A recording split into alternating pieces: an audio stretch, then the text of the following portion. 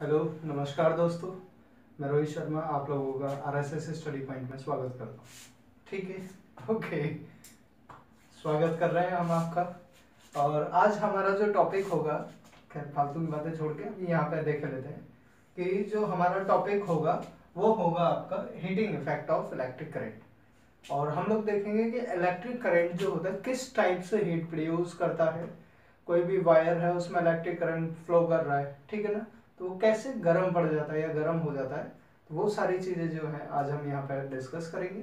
यहाँ पर आज थोड़ा सा घरेलू बातें ज़्यादा करेंगे। घरेलू बातों का मतलब है कि घर से रिलेटेड जो कैलकुलेशन होंगी हमारी उन्हें ज़्यादा देखेंगे। ओके, तो ये इंटरेस्टिंग टॉपिक है, मज़ा आने वाला है, बहुत इजी टॉपिक है और समझने की कोशिश ज़्यादा करें। रटने से ज़्यादा अच्छा होगा कि आप किसी चीज़ को समझें। ठीक है, समझेंगे तो आपको किसी और की कोई रिक्वायरमेंट नहीं होगी कि कोई और आके आपको बताए, फिर आप खुद निकालने के लिए सक्षम होंगे। और अगर रटने की कोशिश की तो फिर मैं आऊँ, कोई और आए, उनसे भी अच्छा कोई और आए, उनसे भी अच्छा कोई और आए, आपको कोई पार नहीं लगा पाएगा फिर ऐसे, है ना। क्योंकि हर बार कंपटीशन का टाइम है, चीज़ें चेंज होती चली जाएंगी। ठीक, अगर चीज़ समझ में आ गई तो एंड तक उसके ऊपर किसी भी टाइप से वो चेंज करेंगे, आप आसानी से कर लेंगे। ठीक है ना, तो श्री गणेश करें आज का। ओके, आज heating effect of electric current के बारे में हम बात करते हैं। तो इसमें सबसे पहले आता है कि whenever there is a flow of current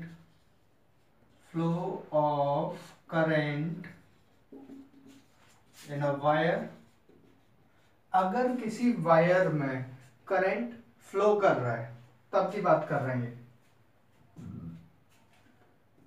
ठीक, तो यहां पे लिख देंगे द वायर गेट हीटेड। तो वायर जो होता है वो गर्म हो जाता है और this effect is known as heating effect of electric current, क्योंकि इलेक्ट्रिक करंट की वजह से वो हीटिंग प्रोड्यूस हुई है। तो हीटिंग इफेक्ट ऑफ करंट बोलते थे कि ये करंट का हीटिंग इफेक्ट है। ठीक है ना, ओके, तो यहाँ पे लिख देते हैं इज कॉल्ड, अरे यार समझ लेना है ना, इज कॉल्ड हेडिंग। ये मेरी पुरानी स्टाइल है, ठीक है ना। तो इज कॉल्ड हेडिंग लिख सकते हैं आप। हेडिंग आपकी ये पड़ी हुई है, heating effect of electric current. अब रीजन आता है, क्वेश्चन सामने ये आ रहा है कि भाई ये हीट, चलो मान लिया कि करंट फ्लो होने से हीट क्रिएट हो रही थी, लेकिन क्यों, रीजन क्या है उसका भाई। तो रीजन यहाँ पे हम लोग देखेंगे कि एक कंडक्टर है ये, और इस कंडक्टर में इलेक्ट्रॉन्स हैं। कंडक्टर में इलेक्ट्रॉन्स होते हैं, ठीक है ना, फ्री इलेक्ट्रॉन्स भी होते हैं कंडक्टर में, जिसकी वजह से करंट एक जगह से दूसरी जगह मूव कर रहा होता है, क्योंकि यही तो चार्ज को कैरी करने वाले पार्टिकल्स होते हैं। ठीक है ना, तो यहां से जब करंट इनमें पास होता है तो करंट को आप क्या बोल रहे थे, flow of charge. Flow of charge का मतलब क्या था, इलेक्ट्रॉन्स का फ्लो। ठीक है ना, देखो करंट के बारे में हमने बात करी थी तो वो आया था flow of charge, flow of charge. और चार्ज क्या होता है आपका, इलेक्ट्रॉन्स कंडक्टर में, तो मतलब फ्लो ऑफ इलेक्ट्रॉन्स ही तो है। यहां पर भी अगर हम बात करें तो जब इलेक्ट्रॉन फ्लो कर रहे होते हैं ना तो वो आपस में एक दूसरे को टकराते हैं, और जब एक दूसरे से टकराएंगे तो हीटिंग इफेक्ट तो प्रोड्यूस होगा ही ना भाई। आप अपने हाथों को ऐसे देर तक मारते रहिए, आपके हाथ गर्म हो जाएंगे सर्दियों में। आप हाथों को घिसते हैं, यूं करते हैं, सर्दियों में क्यों करते हैं, ठीक है ना, ताली इसलिए नहीं बजाते कि कोई कुछ बोल देगा उल्टा सीधा। खैर, तो यहाँ पे आ जाते हैं, अगर हम कोई भी चीज दूसरी चीज से कोलाइड कर रही होती है तो उसकी कुछ ना कुछ एनर्जी रिलीज होती है वहां से, ठीक है ना, और उस एनर्जी रिलीज की वजह से हीटिंग इफेक्ट उसका प्रोड्यूस होता है। सेम इलेक्ट्रॉन्स के साथ होता है कि जब इलेक्ट्रॉन आपस में एक दूसरे से टकराते हैं तो वो अपना हीटिंग इफेक्ट दिखाते हैं, जिसकी वजह से वो वायर गर्म हो जाता है। तो ये इसका रीजन था कि ये क्यों गर्म हो जाता है। ओके, तो heating effect of electric current जो है डिपेंड किन किन चीजों पे करा। हम मान लेते हैं कि जो हीटिंग इफेक्ट है H, ये सबसे पहले तो करंट का जो अमाउंट होगा उसके स्क्वायर का डायरेक्टली प्रोपोर्शनल होगा, ठीक है ना, एक कंडीशन आई। दूसरी बात होनी चाहिए कि करंट जितनी ज्यादा देर तक फ्लो करेगा उतना ही ज्यादा हीटिंग इफेक्ट दिखाई देगा। तीसरा क्या हो सकता है कि रेजिस्टेंस वायर का कितना है, अगर जितना ज्यादा रेजिस्टेंस होगा किसी वायर का करंट को आगे बढ़ने में उतनी ही ज़्यादा परेशानी होगी। जितनी ज़्यादा परेशानी होगी उतना ही ज़्यादा फोर्स लगा के आगे बढ़ेगा, और जितना ज़्यादा फोर्स लगेगा उतना ही हीटिंग इफेक्ट या फ्रिक्शन की वजह से उतना ही ज़्यादा हीटिंग इफेक्ट जो है वो क्रिएट करेगा। तो ये 3 कंडीशंस होंगी जिनके ऊपर हीटिंग इफेक्ट जो है डिपेंड करता है। अगर मैं इन तीनों कंडीशंस को लेके आऊं एक साथ देखते हैं तो ये आ जाएगा H is directly proportional to I square R T. ठीक है ना, आई थोड़ा सा ही बना दें, देखो कैसी बन गई, I स्क्वायर आर टी। दूसरी साइड से यार लिखा नहीं जाता, चलो यहीं से लेके देते हैं। ठीक, तो ये चीज आई आपकी, इसे मिटा के थोड़ा अच्छे वे में फिर से लिख दें। तो यहां से H is directly proportional to I square R T, ये मिला प्रोपोर्शन के साइन को, और इसी को आप क्या बोल देते हैं, हीटिंग इफेक्ट। हीटिंग इफेक्ट, और इसका एक दूसरा नाम और होता है इस मैथमेटिकल फॉर्म का, वो होता है joules law, JOULES, joules law of heating. Joule ने ये हीटिंग के लिए जो लॉ दिया था वो ये था, जूल्स लॉ ऑफ हीटिंग। ये चीज क्लियर हो गई यहां से। अब आगे बढ़े। अब आता है आपका एनर्जी, या फिर उसे आप बोल सकते हैं इलेक्ट्रिकल एनर्जी। इलेक्ट्रिकल एनर्जी होती क्या है?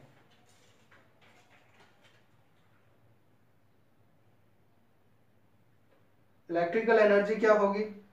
Total amount of work done by the current in an electric circuit. एक इलेक्ट्रिक सर्किट में जितना भी वर्क डन करंट कर देती है उसी ही को आप क्या बोल देते हैं, इलेक्ट्रिकल एनर्जी बोल देते हैं। तो हेडिंग डाल लेते हैं यहां से, इलेक्ट्रिकल एनर्जी। ठीक, तो यहां क्या बोल सकते हैं, total amount of work done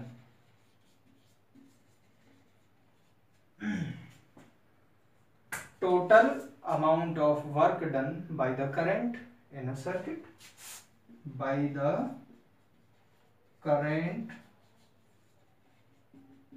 in a circuit। एक सर्किट में करंट जितना भी काम करेगी उसी को आप क्या बोल देंगे, इलेक्ट्रिकल एनर्जी बोल देंगे। अच्छा, इलेक्ट्रिकल एनर्जी जो होती है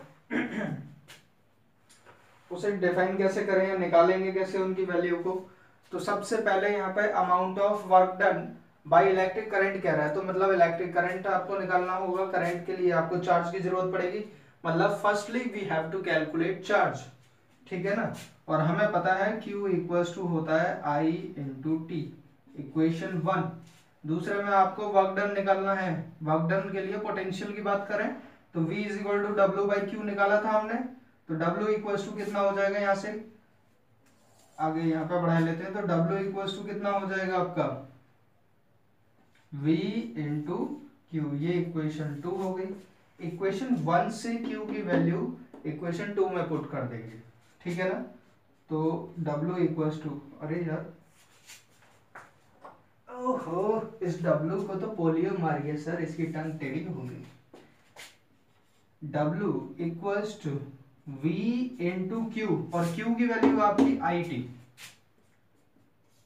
तो W इक्वल्स टू VIT, ये आपका वर्क डन हुआ। ठीक है ना, और देखो इसे मिटा देते हैं, इसकी अभी इतनी रिक्वायरमेंट नहीं है। ठीक, पूरा ही रफ कर देते हैं, इसको बचाए रहते हैं, बाकी सबको रफ कर देते हैं, है ना। तो ये चीज जो है हटा देते हैं। अरे यार,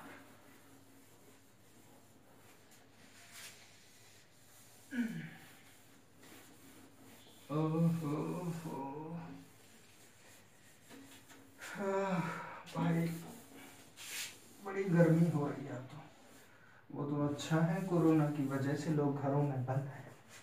अगर कहीं गाड़ियां चल रही होती तो अब तक ये वीडियो मुझे कम से कम 2 घंटे पहले बनानी पड़ रही होती है, जल्दी उठना पड़ता उसके लिए। ओके, तो हम इस इक्वेशन को यहाँ पे लिख दें W equals to V I T. एक और फॉर्मूला हम जानते हैं, ओम्स लॉ हमने पढ़ा था, V equals to I R. Ohm's law में अगर कभी हमें करंट I की वैल्यू निकालनी है या V की ही वैल्यू निकालनी है ना, यहाँ पे आपको एनर्जी निकालने के लिए कई बार क्या होगा, करंट और रेजिस्टेंस दे दिया है, ठीक है ना, तो आप क्या कर देंगे, यहाँ से सबसे पहले इस V की वैल्यू को इस V की जगह पे पुट करेंगे, तो W इक्वल्स टू कितना हो जाएगा, I R into I T, और इसके दोनों का प्रोडक्ट करा तो आई स्क्वायर आर टी। इस टाइप से ये दूसरा फॉर्मूला आ गया इसका, ठीक। तीसरी चीज के बारे में अगर हम बात करें, हमें कई बार क्या होगा, आई की वैल्यू कैलकुलेट करनी है यहाँ से, तो आई इज इक्वल टू क्या हो जाएगा, वी बाई आर हो सकता है, तो आई की जगह पे वी बाई आर लगा देंगे। एक तो ये था हमारा फॉर्मूला, दूसरा ये आ गया, तीसरा और निकल जाएगा, तो W इक्वल्स टू हो जाएगा आपका V by R whole square into R into T, और ये हो जाएगा V square upon R square into R into T, और इस आर से ये आर कट गया तो V square by R T. तो ये आपका वर्क डन फिर से आ गया, ठीक। अगर इन तीनों को एक साथ लिख दे तो कोई प्रॉब्लम तो नहीं, तो वर्क डन जो होता है वो आपका आ गया V I T equals to I square R T equals to V square upon R into T, ठीक है ना। ये तीनों एक ही वर्क के फॉर्मूले आ गए। अब आपको पता है कि ये जो वर्क डन होता है, ये वर्क डन एनर्जी के फॉर्म में स्टोर्ड रहता है, ठीक है ना। तो यहां पे क्या बोल देंगे, this work is stored in the form of energy, therefore work done जो होगा वो एनर्जी के इक्वल हो जाएगा, और इसीलिए ये जगह खाली रखी थी मैंने, तो इसे इक्वल्स टू E लिख सकते हैं। तो ये ही आपकी एनर्जी होगी, ठीक है ना। तो इस टाइप से आप एनर्जी का रिलेशन निकाल सकते हैं, ठीक। इतनी चीज क्लियर। अब आता है आपका इलेक्ट्रिक पावर। इलेक्ट्रिक पावर तो देखेंगे जी, पावर में क्या है। यहां से इसे थोड़ा सा डिवाइडेशन कर दें, फूट डालो और शासन करो, तो फूट डालो और बोर्ड पे लिखो, क्योंकि क्या नई नई चीजें निकाल के ला रहा हूं। इलेक्ट्रिक पावर क्या होती है, इलेक्ट्रिक पावर, ठीक। तो कोई भी आदमी किसी काम को कितने कम टाइम में और कितनी प्योरिटी के साथ करता है, वही उसकी पावर होती थी, ठीक है ना। मतलब रेट ऑफ डूइंग वर्क, काम करने की रेट को आप क्या बोल देते हैं, इलेक्ट्रिक पावर बोल देते हैं। किसी काम को कितने कम टाइम में कोई आदमी करता है वो उसकी पावर है। जो ज्यादा टाइम लेता है उसकी पावर कम, जो कम टाइम ले रहा है उसकी पावर ज्यादा। तो पावर को आप एक सिंबल P से पहले तो लिखे देता हूं मैं, rate of doing work is called power. इसकी दूसरी डेफिनेशन और बन सकती है, एनर्जी कंज्यूम करके बोल दें, ठीक है ना। तो इतना नहीं, इतना ही सही है, ज्यादा हो जाएगी फिर। चलो रेट ऑफ डूइंग वर्क के बारे में बात कर लेते हैं। तो यहां पर मैं ले लेता हूं कि let W be the work done for time, वो टाइम मान ले रहे हैं T सेकेंड, T सही बना दें, T सेकेंड, ठीक। Then power P will be, इसको बंद करें, विल बी, तो P जो होगी आपकी, इसे कैपिटल P बना देते हैं, पावर है भाई, बड़ी बनेगी, है ना। तो मैं तो पावर हूँ, मैं छोटी क्यों बनूँ, मैं तो बड़ी ही बनूंगी। तो P is equal to W/T हो जाएगा, ठीक है ना। वर्क डन की जो यूनिट है वो जूल होती है, टाइम की यूनिट जो है वो आपकी सेकंड होती है। तो पावर की यूनिट क्या होगी, जूल पर सेकंड, या फिर और करके बोल देते हैं वाट। वाट लगा देती है पावर, सही बात है, जिसके अंदर पावर ज्यादा है वो कम पावर वाले की वाट लगाता ही है हमेशा, है ना। तो ठीक है, अब इस वाट को डिफाइन करें कि वाट किस तरीके से लगाई जाती है, क्या होती है वाट। आज तक बोलते हैं कि बाप रे वाट लगा दी, है ना। तो अब देख लो वाट कैसे लगाते हैं। तो यहाँ पे हम 1 वाट को डिफाइन करते हैं, 1 वाट, ठीक। यहां से नाम से पता चल रहा है कि जो पहले फॉर्मूला लिख लेते हैं, P is equal to W/T, फटाफट से, जूल पर सेकेंड, ठीक है ना। और जो वर्क डन है अगर वो 1 जूल है और जो टाइम है वो 1 सेकेंड है, तो यहाँ पे मैं क्या लिख दूं कि if 1 joule of work is done for 1 second, अगर 1 जूल का वर्क 1 सेकेंड तक होगा, then power will be known as, then power will be known as, कैसे जानी जाएगी, 1 वॉट, ठीक है ना। तब उस पावर को आप 1 वॉट बोल देंगे। ये चीज क्लियर, ठीक है। ओके, इससे आगे बढ़ते हैं थोड़ा सा।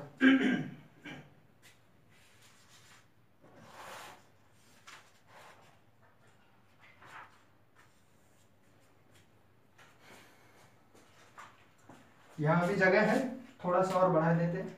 आप यहाँ क्या देख रहे थे कि वर्क डन या एनर्जी के बारे में जब भी हम बात कर रहे थे, तो वर्क डन या एनर्जी जो है वो टाइम से डिवाइड हो रहा है पावर के फॉर्म में, ठीक है ना। हम लोगों ने ये क्या देखा था, W देखा था। W इक्वल्स टू कितना आया था आपका, एक तो VIT आया था, छोटू छोटू लिखते हैं VIT।